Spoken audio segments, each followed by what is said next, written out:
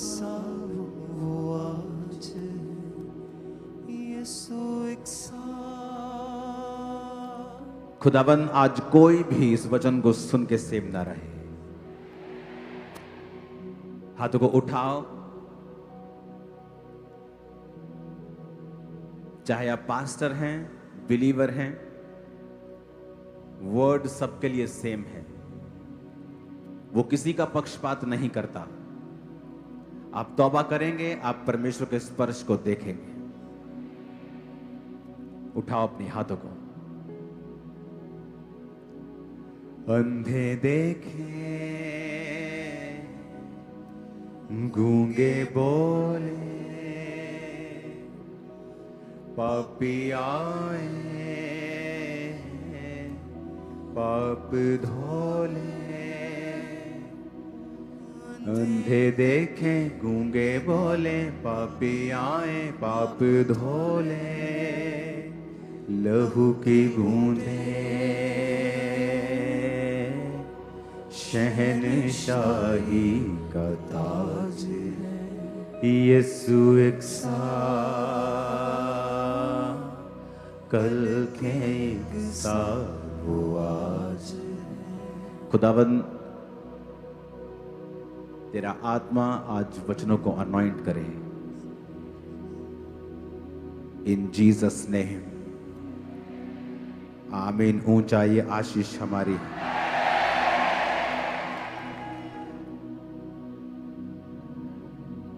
आपने 12 पॉइंट्स को सुना जो मैं प्रचार करता आ रहा हूं। 12 में से 10 आप सुन चुके हैं,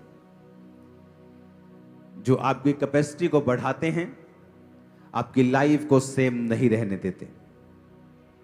नम्रता और पश्चाताप, फेलोशिप करना खुदा से और दूसरे को सर्व करना, उदारपन और भलापन, फास्टिंग करना और अपने आप का सेल्फ डिनायल करना, वेट करना, स्टिल रहना, प्रार्थना वाला हृदय रखना, talk to the lord all the time. जो भी करना है गुप्त में करना, चाहे वो दान हो और प्रार्थना हो और चाहे उपवास हो। ऑर्डर को फॉलो करना और मैनेजमेंट को फॉलो करना, क्योंकि वो परमेश्वर की ओर से है। डर की आत्मा के अनुसार ना चलना और 10वां संयम रखना। ये वचन आप सुन चुके हैं। आज मैं एक बहुत इंपॉर्टेंट विषय के ऊपर बात करूंगा, वो है अपनी थिंकिंग को सेट रखना। इस क्रिश्चियनिटी में अगर आपकी थिंकिंग राइट नहीं है, इवन आप चर्च के मेंबर हैं, आप एक ऐसे ग्रुप के मेंबर हैं जो खुदा के कामों के लिए बुलाया गया है, आप एक विजन के मेंबर हैं, चाहे क्लोज मेंबर हैं जो परमेश्वर के कामों के लिए बुलाए गए हैं, अगर आपकी थिंकिंग राइट नहीं है, आप परमेश्वर के उस ब्लेसिंग को कभी भी हासिल नहीं कर पाएंगे। ये वेरी इंपॉर्टेंट टॉपिक है आज का, क्योंकि सब कुछ होते हुए भी आपके हाथ में कुछ नहीं आएगा। और मैं ये चाहता हूं कि आप इस वचन को बड़े ध्यान से सुने।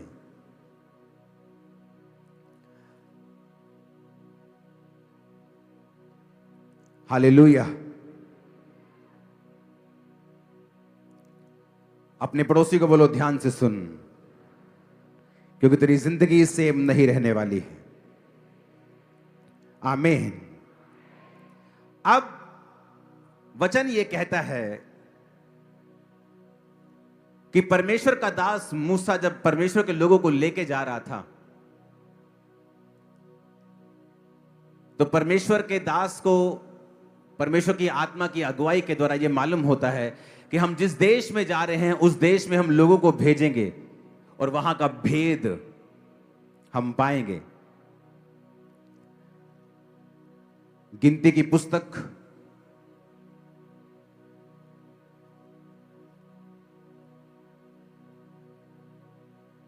सब लोग खोलेंगे, उसका 13 और 14 अध्याय पूरा आप इसे घर जाके पढ़ेंगे। वचन कहता है, फिर यहोवा ने मूसा से कहा, कनान देश जिसे मैं इस्राएलियों को देता हूं, उसका भेद लेने के लिए पुरुषों को भेज। तो वचन कहता है कि उसने सारे गोत्रों में से एक एक मनुष्य छांटा और भेज दिया। तो परमेश्वर के दास ने कहा, जाओ और पता करो वो बंजर देश है कि उपजाऊ है, वहां के लोग कैसे हैं, खाना कैसा है, क्या पहनते हैं, क्या खाते हैं, कैसी बस्तियों में रहते हैं, तंबुओं में रहते हैं कि किलों में रहते हैं। 17 आयत में लिखा कि तुम दक्षिण देश होकर आओ, देख लो वो कैसा है, लोग कैसे हैं, बलवान है कि निर्बल हैं। 18 आयत में लिखा। 19 में लिखा वो अच्छा है कि बुरा है, कैसी बस्तियों में वो बसते हैं, कैसे तंबुओं में रहते हैं। 20 में लिखा वो देश कैसा है, उपजाऊ है, बंजर है, वृक्ष है कि नहीं, हियाव बांध कर चलो, देश की उपज में से कुछ लेते आना।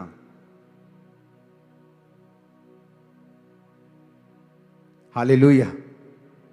25 में लिखा 40 दिन बाद वो उस देश का भेद लेकर लौट आए और परान जंगल के कदाइश नामक स्थान में मूसा और हारून और इस्राएलियों की सारी मंडली के पास पहुंचे और उन्होंने संदेश दिया और देश के फल दिखाए। उन्होंने मूसा से कहा, जिस देश को तुमने हमको भेजा उसमें दूध और शहद की नदियां बहती हैं, पर उस देश के निवासी बलवान हैं, नगर गढ़ वाले हैं, बड़े हैं, अनाकवंशी वहां रहते हैं, अमालेकी रहते हैं, अमोरी यबूसी रहते हैं, समुद्र के किनारे किनारे यर्दन के तट पर कनानी बसे हैं।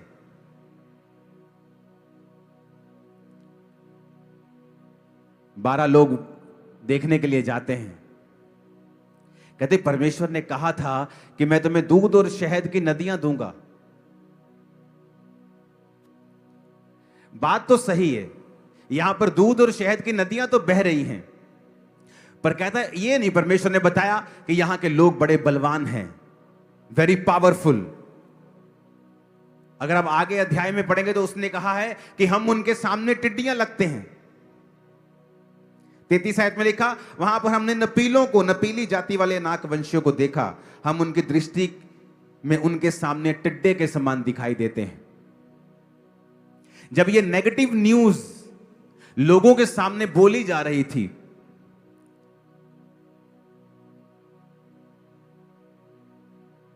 दो लोग ऐसे थे जिनकी सोच उन 12 से अलग थी। कालेब ने मूसा के सामने 30 आयत में लिखा, लोगों को चुप कराने के विचार से कहा, आओ उस देश को अभी चढ़कर अपना कर लें। It's a very spiritual thing. अब ध्यान से समझना कि 12 लोग कहीं गए और आकर हम पूरी प्रजा के सामने एक्सप्लेनेशन दे रहे हैं कि वो देश सच में मधु की नदियां बहती हैं, सचमुच आशीष है। लेकिन वो 12 कह रहे हैं वहां के लोग बड़े हैं, अनाकवंशी हैं, हम टिड्डे लगते हैं, हम उनको नहीं मार सकते, और वो नेगेटिविटी फैला रहे हैं लोगों में। और एक आदमी जिसका हृदय खुदा के साथ जुड़ा हुआ है, जलन रखने वाला, वो कवर करने की कोशिश करता है,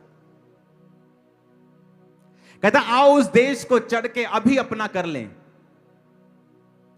कवर करने की कोशिश करता है लोगों के बीच में ताकि डर ना फैले। आप बहुत से क्रिश्चियंस को देखेंगे, उन्हें इतनी सेंस और अकल नहीं है कौन सी बात कहां पे करनी है। आपके अन्य जाति रिश्तेदार आपके पास बैठे हुए हैं और आप क्या बातें कर रहे हैं, मेरी टांग में दर्द है, मेरे घुटने में दर्द है, मेरी बॉडी में दर्द है, साढ़े घर च आ प्रॉब्लम चल रही। तुम बेवकूफ हो आत्मा में।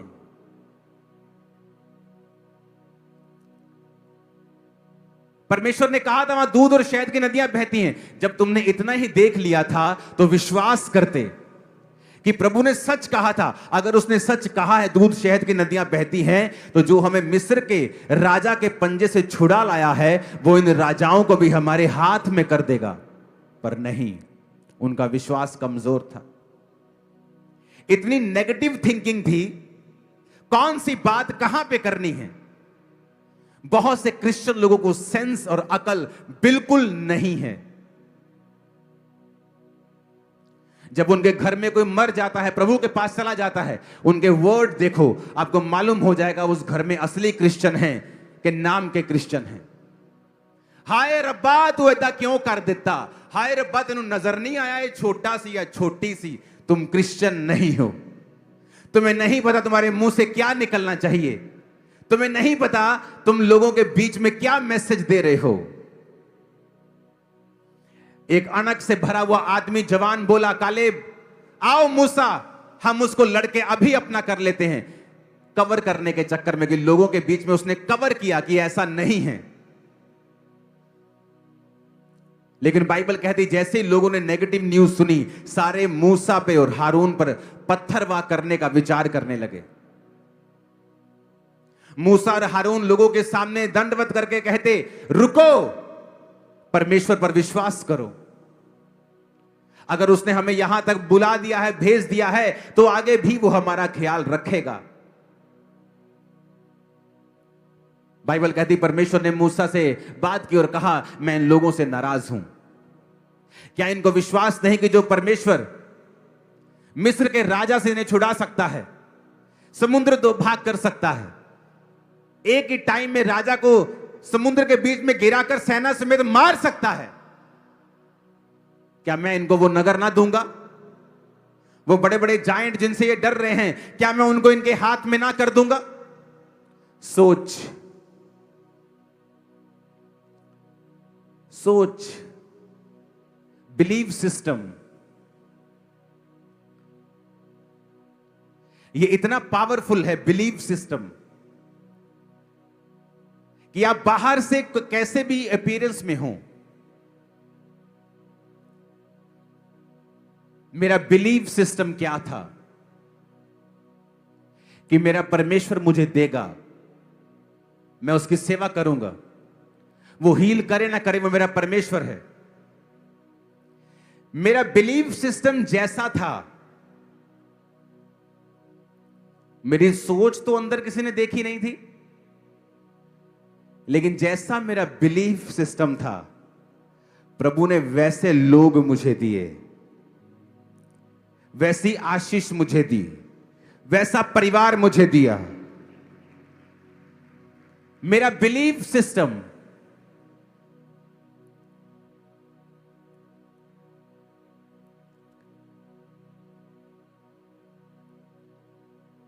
पास्टर बोलते मेरी पुलपट पे फायर नहीं है, मेरे जीवन में फायर नहीं। जैसे आप अपने दिमाग और थिंकिंग में परमेश्वर के साथ कनेक्ट होते हैं और अपने बिलीव सिस्टम को और अपनी थिंकिंग को आप परमेश्वर के वचन के मुताबिक करेक्ट कर लेते हैं, सडनली आप क्या देखते हैं? आपका परिवार आपके सामने ज्यादा समर्पित है, आपका बिजनेस ज्यादा सहजता से और बड़े ही ठहराव से चल रहा है, आपकी सेवकाई में जो लोग हैं आपके प्रति ज्यादा समर्पित हैं।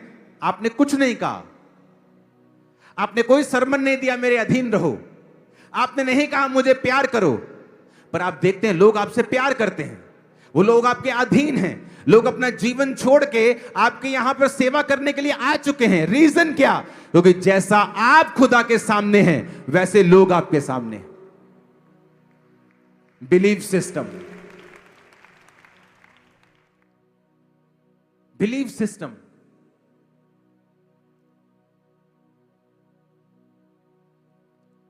परमेश्वर ने कहा अब ये लोग जो कहते हैं कि हम अपने बच्चों और वाइफ को मरवाना नहीं चाहते, मैं इनसे कहता हूं कि 40 दिन ये उस देश का भेद लेने के लिए गए थे, अब 40 साल ये जंगल में फिरेंगे, इनके शव यहीं पड़े रहेंगे।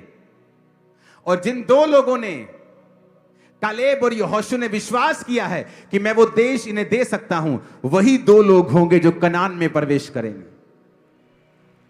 और चेक करो अपनी बाइबल, उनमें से एक भी बंदा कनान देश नहीं जा सका।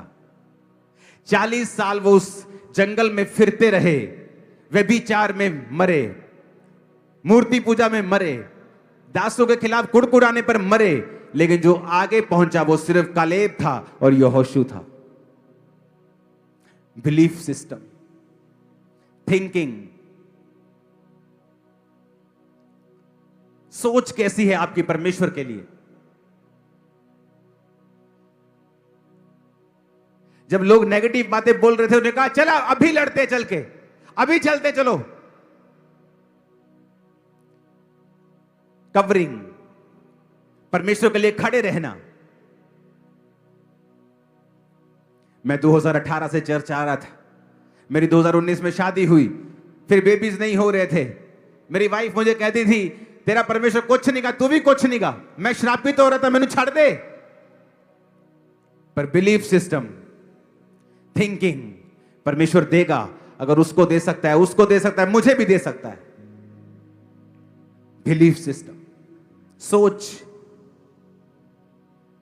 जहां महिमा करनी है वहां महिमा नहीं की, सुन के आगे रिश्तेदारों की नेगेटिव बातें परमेश्वर के लिए, और मुंह नहीं खोला। जहां मुंह नहीं खुलना चाहिए वहां मुंह खोला। जहां गाली के बदले गाली नहीं देनी थी वहां गाली निकाल दी, और जहां बोलने का समय था वहां चुप रहे। इसलिए परमेश्वर भी चुप रहता है तुम लोगों के लिए जब बोलने की जरूरत होती है, क्योंकि वो नाराज रहता है उन लोगों से जिनकी सोच सही नहीं है। आप वही हैं, आप वही हैं, आपका प्रीच वही है, आपकी शक्ल वही है, चर्च वही है, लोग वही हैं। लोग अब ज्यादा समर्पित हैं। क्यों? क्योंकि आप परमेश्वर के सामने ज्यादा समर्पित हैं। आपका परिवार आपकी सुनता है। क्यों? क्योंकि आप परमेश्वर की सुनते हैं।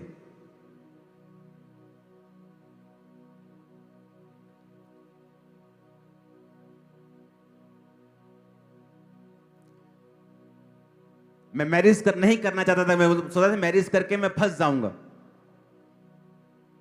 और परमेश्वर की सेवा में लगा रहा, और परमेश्वर ने कहा नहीं मैरिज करनी है। 5 जनवरी डिसाइड हुआ मैरिज करनी है, और 17 जनवरी मेरी एंगेजमेंट हो चुकी थी। उसी साल मैरिज हो चुकी थी। आज मेरी वाइफ चर्च का एडमिनिस्ट्रेशन ब्रांचेस संभालती, ग्रो हो रही है चर्च, क्योंकि वो काम कर रही है।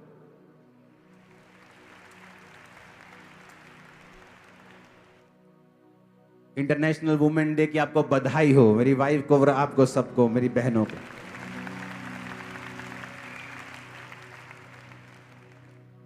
परमेश्वर आपको वैसे ही लोग देगा, वैसा ही परिवार देगा जब आपकी सोच सही होगी। आपकी थिंकिंग, सेम 12 लोग, सेम झुंड के, सबकी सोच अलग अलग थी।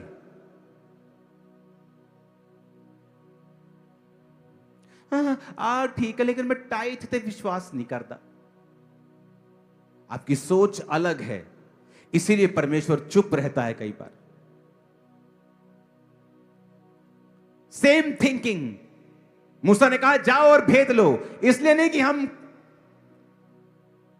क्या कैसे करेंगे, इसलिए कि जाओ भेद लेके आओ, बताओ मेरे को क्या है वहां पे।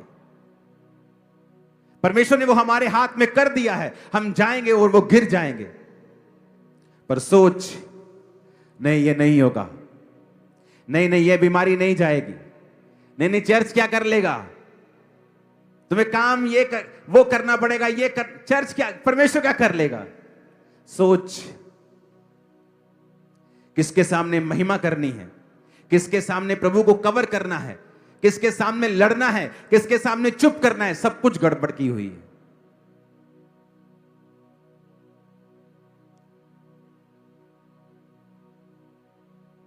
हालेलुया। किसी में हिम्मत नहीं थी मेरे सामने आकर कोई परमेश्वर की बुराई करे या मुझे विश्वास से बहकाए, क्योंकि उनको मालूम था मेरा स्टैंड कैसा है। आप झुंड को छोड़ दो, लोगों के झुंड को, व्यभिचारी व्यभिचारी को ढूंढ लेगा, आत्मिक बंदा आत्मिक को ढूंढ लेगा, पवित्रताई वाला पवित्रताई को ढूंढ लेगा, चोर चोर को ढूंढ लेगा। बिना किसी के बात किए, बिना किसी को जाने आप 2 दिन छोड़ दो, 2 दिन में सब चोर अलग, व्यभिचारी अलग, पवित्र अलग, सब अलग अलग होंगे, क्योंकि आप अपने जैसों को अपनी ओर खींचते हैं। जब आप परमेश्वर की सोच से जीते हैं और अपनी थिंकिंग को राइट कर लेते हैं, और जैसा आप परमेश्वर के सामने जीते हैं वैसे ही रिफ्लेक्शन आपको अपने लोगों में दिखाई देती है। आप देखेंगे फिर वही परिवार है, वही फाइनेंस है, वही काम है, वही बिजनेस है, और सारा कुछ आपके समर्पण में चल रहा है क्योंकि आप परमेश्वर के सामने समर्पित हैं। ऊंची आवाज में कहो हालेलुया। पास्टर समझाते रह जाएंगे, बोया करो, बोया करो, बोया। अगर तुम बोने वाले नहीं हो, लोग कभी नहीं बोएंगे। अगर तुम परमेश्वर के सामने समर्पित जीवन नहीं जीते हो, लोग कभी चर्च के सामने समर्पित नहीं होंगे।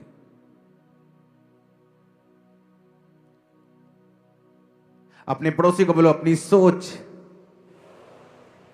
अपना बिलीफ सिस्टम, इसको सही कर। अविश्वासी ना हो पर विश्वासी हो। ऊंची आवाज में कहो आमीन।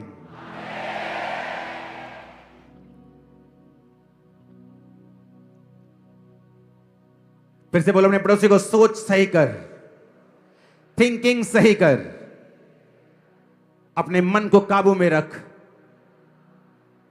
अपने दिल को काबू में रख, क्योंकि जीने का मूल स्रोत वही है।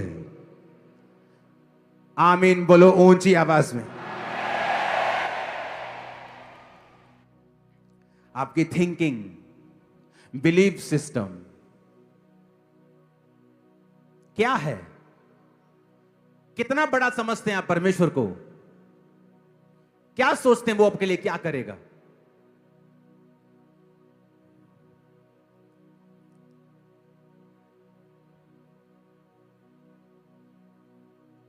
मेरी लाइफ की बिगेस्ट टेस्टिमनी थी मेरा बिजनेस। और शैतान ने जब उस बिजनेस में आग लगाई और कहा अब मैं देखता हूं तो क्या गवाही देगा। जिन लोगों ने आग लगाई मुझे मालूम है वो कौन थे। उन पे केस कर सकता था, उनको जेल भेज सकता था, लड़ सकता था उनके साथ। परमेश्वर ने कहा कुछ नहीं करना।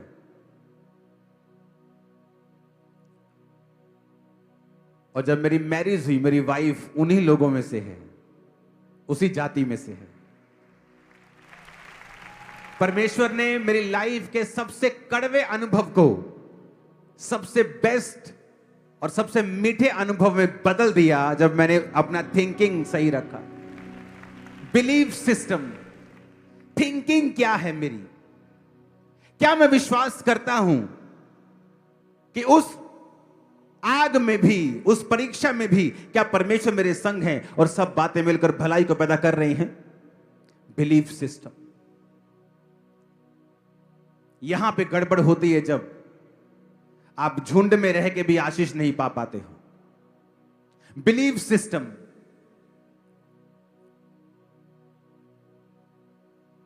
क्या बिलीव करते हो परमेश्वर असली है?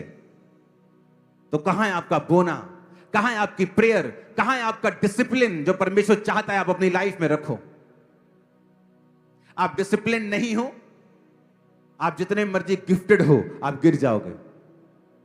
आत्मा का डिसिप्लिन, प्रेयर का डिसिप्लिन, फास्टिंग डिसिप्लिन, शरीर का डिसिप्लिन, खाने में डिसिप्लिन। आप डिसिप्लिन नहीं हो। बड़े बड़े पास्टर गिर गए, उनको पता था उनको शुगर है। प्रार्थना करने के बजाय, डाइट चेंज करने की बजाय, एक्सरसाइज करने की बजाय, प्रेयर करने के बजाय मीठे में मीठा खाते जा रहे हैं, ये सोच के परमेश्वर करेगा। आपको परमेश्वर डिसिप्लिन, अपनी बॉडी को रिस्पेक्ट करने के लिए भी बोला है। कुछ देर के लिए उन चीजों को छोड़ दो। एक दिन आएगा जब आप हील होंगे और सिर्फ सारा कुछ खाएंगे पिएंगे, बट डिसिप्लिन नहीं है। शरीर में कोई डिसिप्लिन नहीं, प्रार्थना का कोई डिसिप्लिन नहीं। इसलिए प्रभु ने कहा 8 बजे का टाइम पवित्र करके साइड पे कर दो। आज हमारे घर में 7:55 पे प्रेयर की बातें शुरू हो जाती, बच्चे तैयार होने शुरू हो जाते। 7:55 हो गया, 7:55 हो गया, मुझे भी तैयारी शुरू हो जाती। 8 बजे हम प्रेयर में होते हैं। डिसिप्लिन। और मैं जानता हूं जो लोग 8 बजे रोज प्रेयर में बैठते हैं 9:30 तक, अपनी चेक कर लो प्रेयर लाइफ। आपको बिल्कुल ड्राई फील नहीं हो रही होगी, बिल्कुल सूखा नहीं होगा। आप सेटिस्फाइड होंगे कि हाँ ओके है सब कुछ। आप बहुत आगे बढ़ना चाहते हैं, सामर्थ्य पाना चाहते हैं, आप और प्रेयर करें, लेकिन वो इनफ प्रेयर है आपको बचाए रखने के लिए। आमीन। आपका बिलीफ सिस्टम डिपेंड करता है आपकी अगली लाइफ कैसी होगी, कहां तक आप जाएंगे, कैसी अचीवमेंट्स आप हासिल करेंगे। आपकी थिंकिंग, आपकी सोच। आमीन। अगर वो भाई हट जाता, 18 में आ रहा है, 19 में शादी हुई, तो पहला क्वेश्चन ये बनता कि प्रभु तूने मेरी ऐसी जगह शादी करवाई क्यों जहां बेबी नहीं हो। 2 साल 3 साल में मालूम होता है कि रसौलियां हैं, चलो कोई बात नहीं, सबके हो जाती, दवाई खा लो। बहुत औरतों के हो जाती, हट जाती, हो जाती, चलो कोई बात नहीं। थोड़े साल बाद फिर टेस्ट कराया, अब यूट्रस छोटा हो चुका है, फॉर्म चेंज हो गई है, ओवरीज एग नहीं पैदा कर रही हैं, रसौलियां जड़ वाली हो चुकी हैं, यूट्रस श्रिंक हो चुका है, अब निकालना पड़ेगा। अब चैलेंज है थिंकिंग, बिलीफ सिस्टम। चर्च आना छोड़ा नहीं, और परमेश्वर सपनों में अपने दूत को भेजते हैं, टच करते हैं, सेम मंथ प्रेगनेंसी होती उसी यूट्रस में, और बेबी बाहर आता है 9 महीने बाद। अरे परमेश्वर ने कहा तो था वहां दूध और शहद की नदियां बहती हैं। हां, वो तो बात सही है, पर वो लोग बड़े बड़े हैं। अरे अगर परमेश्वर ये कहता है कि वो तुम्हें दे देगा, तो दे देगा, विश्वास करो। नहीं, हम आंखों के अनुसार चलेंगे, सेंस के अनुसार चलेंगे, जो महसूस करते हैं उसके अनुसार चलेंगे। और वचन कहता है विश्वास के बिना उसे प्रसन्न करना अनहोना है। बहुत से लोगों ने सेवकाई शुरू की, लेकिन कभी एंटर नहीं कर पाए, क्योंकि बीच में चैलेंजेस आएंगे, चुनौतियां आएंगी। आप बिलीव सिस्टम अगर आपका कड़क होगा, माथा कड़क होगा, विश्वास कड़क होगा, तभी आप सेवा कर पाएंगे, नहीं तो नहीं कर पाएंगे।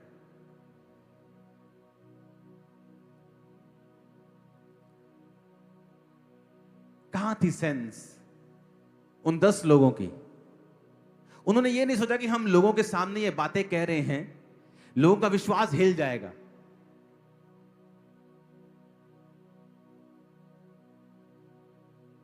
लोगों का विश्वास खत्म हो जाएगा, वो डर जाएंगे। लेकिन जो स्पिरिचुअल लोग नॉनसेंस होते हैं, कई लोग स्पिरिचुअली नॉनसेंस लोग, जिन्हें यह नहीं पता कौन सी बात कहां पे करनी है। मैंने लोगों को देखा है टेस्टिमनी देने आते हुए चर्चिस में, टेस्टिमनी देंगे, एक टेस्टिमनी देंगे, फिर बोलेंगे मेरा फलाना मुंडा हले बीमार है, उधर सारे प्रेयर करियो। ये स्पिरिचुअल नॉनसेंस है, नॉनसेंस। इससे बड़ी नॉनसेंस और नहीं हो सकती। ये स्पिरिचुअल नॉनसेंस है। ये टाइम जो खुदा ने किया है उसकी टेस्टिमनी देने का है, ना कि प्रेयर रिक्वेस्ट बताने का। तुम आके एक टेस्टिमनी दे रहे हो और अपना चैलेंज भी बता रहे हो। लोगों का विश्वास इधर से बढ़ा, इधर से कम हो गया। मेरी लाइफ में जब काम हुआ, मैंने नशे छोड़े, मेरी लाइफ में 10 काम अभी बाकी थे परमेश्वर ने करने। लेकिन अगर आप मुझे सुन लेते उस समय, आपको लगता ये बेस्ट आदमी, इसने नशे छोड़ दिए, पता नहीं कितना कुछ हो गया। अभी 10 काम पड़े थे। आज खुदा की दया से एक भी नहीं पड़ा, वो 10 हो चुके हैं। मेरा विश्वास वही है जो पहले था। लेकिन मैंने कभी नहीं कहा परमेश्वर ने मुझे नशों से आजाद किया, अच्छा हूं मेरी सेहत लिए प्रेयर करियो, अच्छा मेरी बिजनेस लिए प्रेयर करियो, अच्छा बड़ा संघर्ष हो रहा, अच्छा क्या नॉनसेंस है, क्या नॉनसेंस है ये। उस टाइम महिमा करने का समय था। मैंने अपनी लाइफ में जब महिमा करने का समय आया तब महिमा की है। अपने चैलेंजेस को पकड़ा है, परमेश्वर के पास गुप्त रूप में लेके गया, उन्हें बोला है, प्रार्थना में सामने रखे हैं। और एक समय आया जब मसीह में आते मुझे 10 साल हो गए थे, परमेश्वर ने उन सारे चैलेंजेस को भी दूर कर दिया। लेकिन इतने नॉनसेंस मत बनो कि आपको क्या बोलना है और कब बोलना है आपको पता ना हो। आपके रिश्तेदार बैठे हैं और आप बीमारी की बात कर रहे हैं। जो खुदा ने किया है उसकी बात करो, जो प्रभु ने आपको दिया है उसकी बात करो। जो रहता है वो भी आ जाएगा, वो भी आ जाएगा। आपको पता नहीं कौन सी बात कहां पे करनी है, कौन से दुख पे कितना रिएक्ट करना है। ये यहां से शुरू होता है। एक कड़क वॉरियर माइंड, जब कड़क दिमाग, एक योद्धा का दिमाग जो परमेश्वर के लिए जलन रखता है,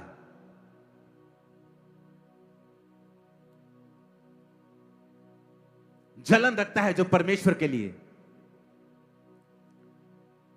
इस सेवकाई में बहुतों लोगों के गिरने का कारण यह था कि वो पीठ पीछे नेगेटिव बातें करते थे सेवकाई की, और सारी आशीषें इसी सेवकाई से लेते थे। आज सबके बुरे हाल हैं, उन्हें मालूम नहीं था, वो उनकी सोच रॉन्ग है। आज सभी पछताते हैं, लेकिन टाइम नहीं है अब रिस्टोर होने का। और वो लोग जो जानते थे कि परमेश्वर ने इस सेवकाई को खड़ा किया है, आज उन लोगों से 10 गुना ज्यादा आशीषित है। चेक कर लो उनकी जिंदगियां जाके, 10 गुना ज्यादा। उनके परिवार, उनके बच्चे, उनकी फैमिली, उनका फाइनेंस उन लोगों से 10 गुना ज्यादा ब्लेस्ड है। सोच, थिंकिंग।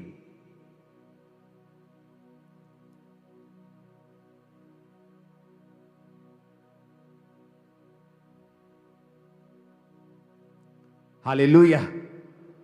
आप परमेश्वर के संग हैं। आपको परमेश्वर ने एक चर्च दिया है, लेकिन व्यभिचारी लोग होते हैं ना, चलेंगे अपनी वाइफ के साथ, देखते जाएंगे दूसरे की वाइफ। स्कूटर पे अपनी बिठाई होती है और देख देख एक्टिवा वाले को रहे होते हैं। व्यभिचारी होते हैं ना कई, वैसे ही आत्मिक व्यभिचारी होते हैं। जहां किसी चर्च में रहे, सुन किसी चर्च को रहे होते हैं और कंफ्यूज रहते हैं कि हमने करना क्या है लाइफ में। परमेश्वर ने जब आपको एक चर्च दी है, उसके साथ अंग संग सब, पैसा, ताकत, बरकत, प्रेयर, फास्टिंग सब लगा दो, क्योंकि परमेश्वर ने वो आपको दिया है और उसी में आपकी बरकत है और किसी में नहीं। जाके चेक कर लो, जांच लो इस वर्ड को, जाओ इसको परख लो, जाओ, आपको मालूम हो जाएगा। तो सोच, थिंकिंग। आप थिंकिंग में वॉरियर बनते हैं पहले, सोच में। आपने जब सोच को काबू कर लिया, आपकी लाइफ काबू में आ जाती है। आमीन। आपके अंदर परमेश्वर की अणक है क्या? जलन है?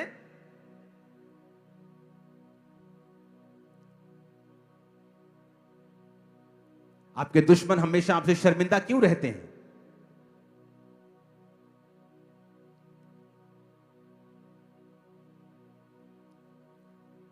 लोग चाहे जहां मर्जी चले जाएं,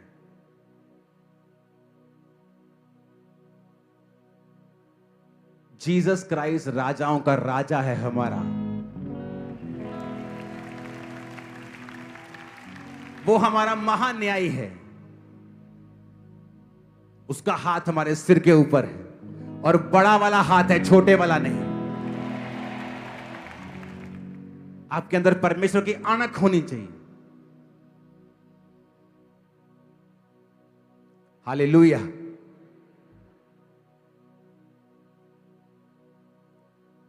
लोग आप पर लाख तोहमतें लगाएं, कोर्ट में चले जाएं, लेकिन साबित भी तो करना होगा जो वो बोलते हैं, और वहां पे वो झूठे और निठल्ले साबित होंगे।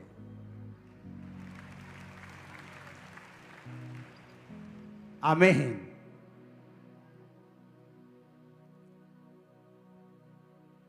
अपनी सोच को चेंज करो और बाइबल की सोच अपना लो और विश्वास करो जो परमेश्वर ने कहा है।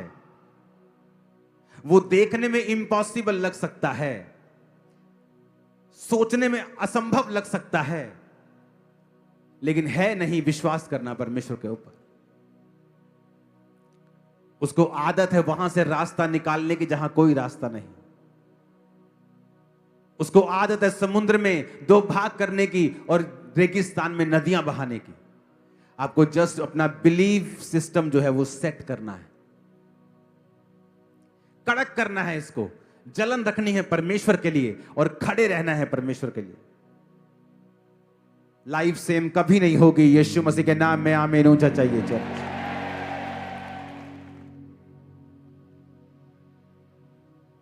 डिसिप्लिन रखना अपनी बॉडी में,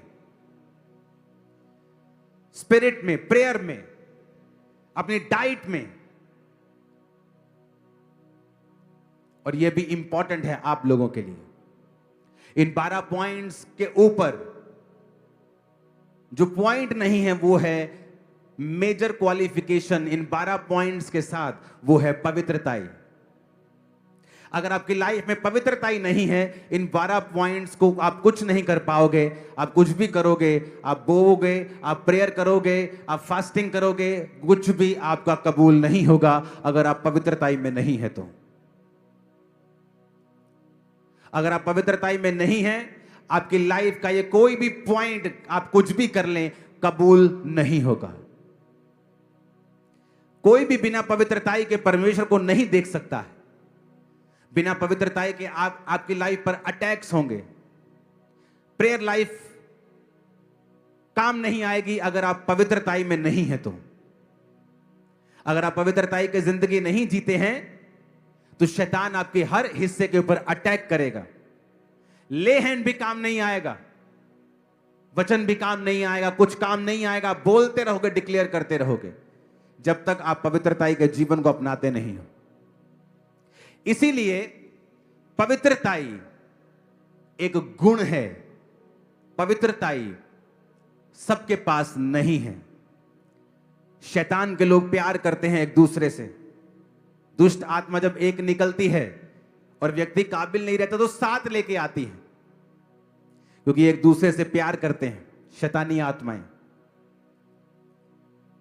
शैतानी आत्मा, दुष्ट आत्माएं जो गिरी थी स्वर्ग से, वो लूसीफर से इतना प्यार करती हैं, उसके जैसा इतना बन जाती हैं कि आप जब दुष्ट आत्मा को निकालते हैं, आप उसे बोलते हो शैतान, जो उसका बाप है लूसीफर। आप नहीं बोलते दुष्ट, आप बोलते हो शैतान निकल जा, क्योंकि वो उसको इतना प्यार करती हैं कि उसी के जैसा बन जाती हैं। हाँ या ना? वो दुष्ट आत्मा इतना शैतान को प्यार करती है कि उसी के जैसे बन जाती है। लेकिन हमारे लोग इतना परमेश्वर से प्यार नहीं करते। यीशु ने कहा, अगर तुम पवित्रताई में नहीं हो तो शैतान तुम पर अटैक करेगा। जब पवित्रताई में कमी होती है, शैतान आपकी लाइफ में एंटर करता है। कोई ले हैंड काम नहीं आएगा, प्रेयर काम नहीं आएगी, फास्टिंग काम नहीं आएगी, तौबा काम करेगी। वहां शैतान भी शैतान से प्यार करता है, तुम भी प्यार करते हो, पर प्यार टॉप पे नहीं है, टॉप पे पवित्रताई है। इसलिए दूत जब प्रभु को देखते हैं कहते हैं, पवित्र पवित्र पवित्र सेनाओं के यहोवा, पवित्र पवित्र पवित्र। प्रेमी प्रेमी प्रेमी नहीं कहते, पवित्र,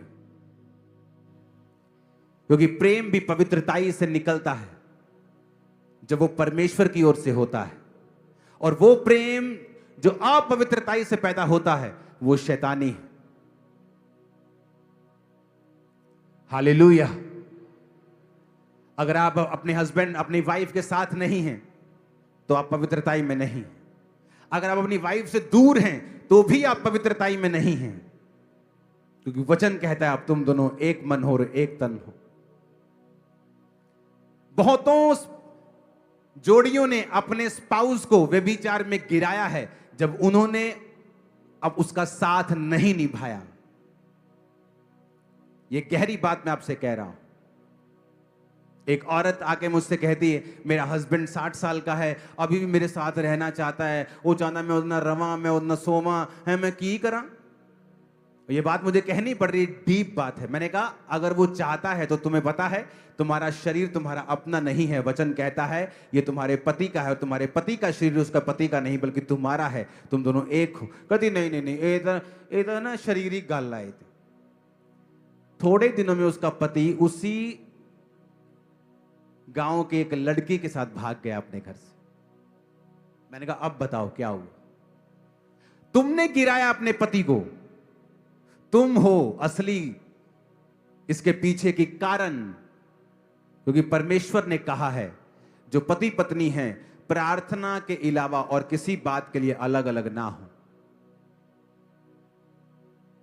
और अब तुम जो कुंवारे हो और अगर तुम किसी के साथ शारीरिक होते हो तो तुम पाप में हो, चाहे तुमने उसे फ्यूचर में शादी क्यों नहीं करनी, तुम तब भी व्यभिचार में हो और पाप में हो और उसका असर मरते दम तक तुम्हारी जिंदगी से कभी नहीं जाएगा, चाहे तुम तौबा कर लो। एकमात्र बाइबल में अपराध है व्यभिचार, जो वचन कहता है तुम अपने शरीर के खिलाफ भी करते हो और खुदा के खिलाफ भी करते हो। बाकी सारे पाप तुम खुदा के खिलाफ करते हो, लेकिन व्यभिचार एक ऐसा पाप है जो तुम दो चीजों के खिलाफ करते हो, अपने शरीर के और परमेश्वर के।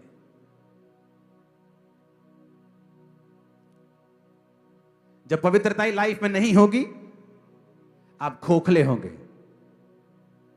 शैतान आप पर हंसेगा, उसको आपसे कोई थ्रेट नहीं है।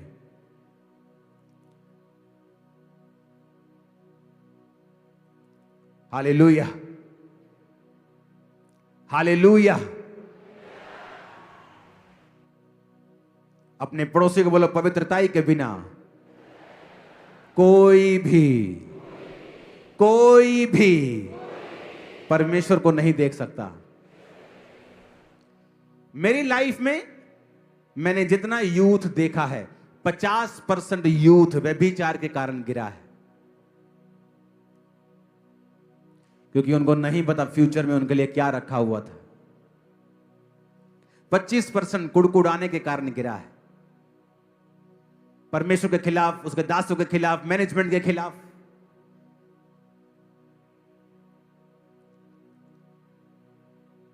और जब पवित्रता लाइफ में होगी, नोट कर लेना, अपने रूम्स में से टांग दो उसको नोट करके।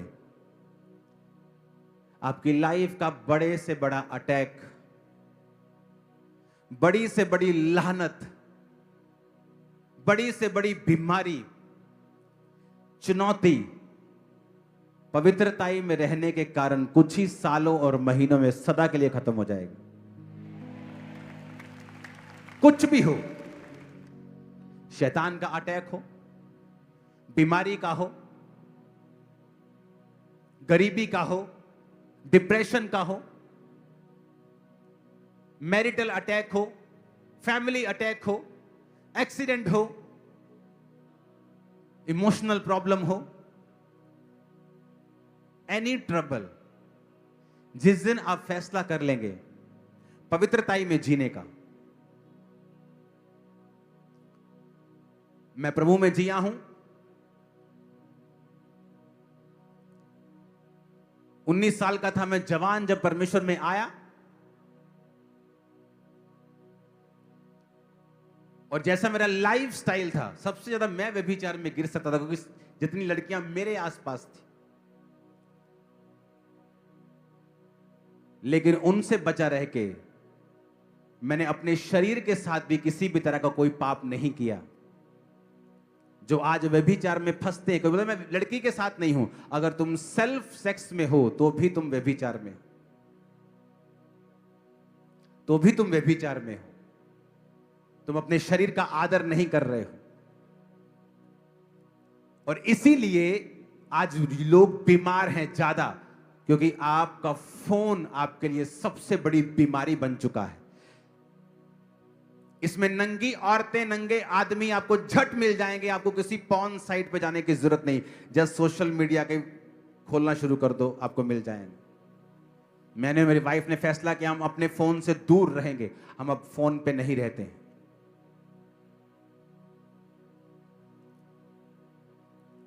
आपकी एनर्जी कम है, आपका फोन आपकी एनर्जी खा रहा है। स्क्रोलिंग, सोशल मीडिया आपकी एनर्जी और आपकी पवित्रताई को फिनिश कर रहा है, खत्म कर रहा है उसे। आप बीमार हो फोन के कारण, आप पाप में हो फोन के कारण।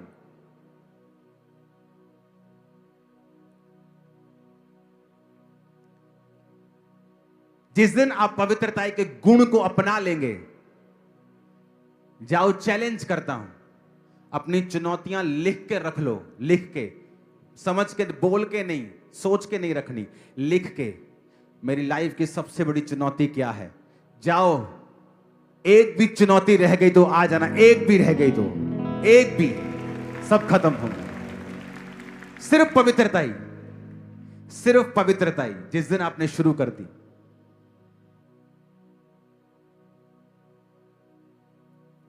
परमेश्वर एक को इतना अच्छा रिजल्ट देता है और दूसरे को नहीं। कारण परमेश्वर नहीं, कारण आदमी है। उसकी एक्सेप्टेंस। एक को परमेश्वर लाखों की चर्च दे रहा है और दूसरा 50 में स्ट्रगल कर रहा है। बात यह नहीं 50 वाला आत्मिक नहीं है, बात यह है समर्पण और पवित्रताई का जीवन आपने कैसा लिया है। और खुदा की कॉलिंग भी मैटर करती है, लेकिन पवित्रताई भी मैटर करती है।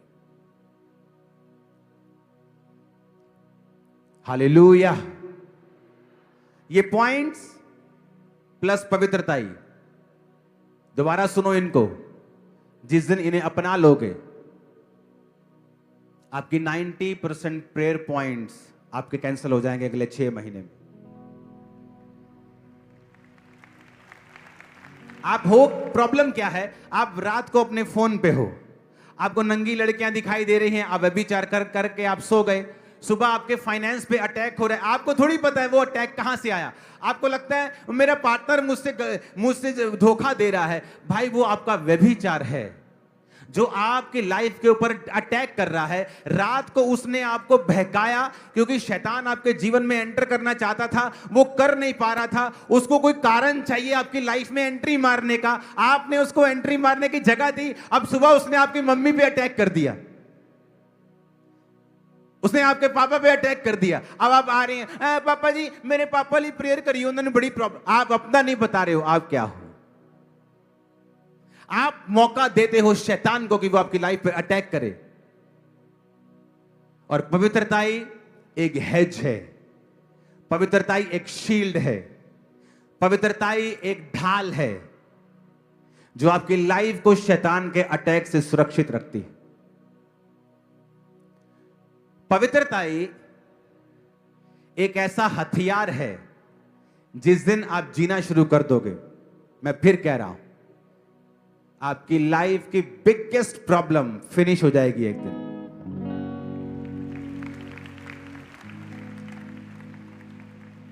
खत्म हो जाएगी वो। और नोटिस करो, आपकी लाइफ का बिगेस्ट स्ट्रगल भी यही है। किसी को शैतान चोरी करके अपवित्र कर रहा है, किसी को व्यभिचार से, किसी को दूसरी जगहों पे जाने से। वो उस पवित्रताई को फिनिश कर रहा है ताकि आपकी लाइफ में एंटर कर सके। अपने हाथों को उठाओ, सब जन खड़े हो जाओ, सब क्वायर अपने दोनों हाथों को उठाओ। वायदा करो इन 12 पॉइंट्स को आप दोबारा सुनेंगे और प्लस पवित्रताई का जीवन अपनाएंगे।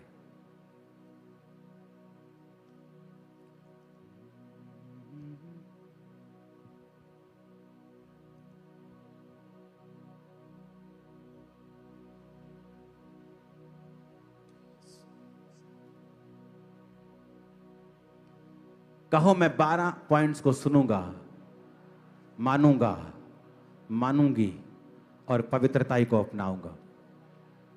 उठाओ हाथों को, मांगो, सिर्फ मांगो अपने हाथों को उठा के।